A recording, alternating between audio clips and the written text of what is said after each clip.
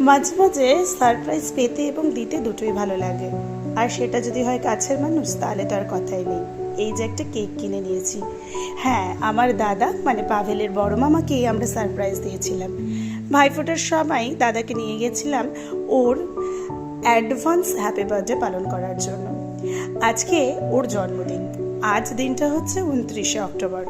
আর এই জন্মদিনটা যেহেতু আজকে দিনে পালন করতে পারবো না, আমরা দূরে থাকি, তাই ওই ভাইফোঁটার সময় আমরা পালন করে নিয়েছি। পাভেলকে দেখুন কি খুশি, মামার জন্মদিন বলে কথা। দাদার সঙ্গে আমার বন্ডিং, সেটা আমি হয়তো এই এক দুই লাইনে বলে শেষ করতে পারবো না। জীবনের তরাই উতরাইয়ের পথে দাদার হাতটা পেয়েছি সব সময়, শক্ত করে ধরে রেখেছে নানা বিপদে, উঠিয়েও নিয়ে এসছে বহু বহু কঠিন জায়গা থেকে। মা চলে যাবার পর দাদার আঁকড়ে ধরেছে আরও বেশি করে। আর পাভেল আসার পর তো কথাই নেই। দাদা আর পাভেলের বন্ডিং তো আপনারা এর আগেও দেখেছেন।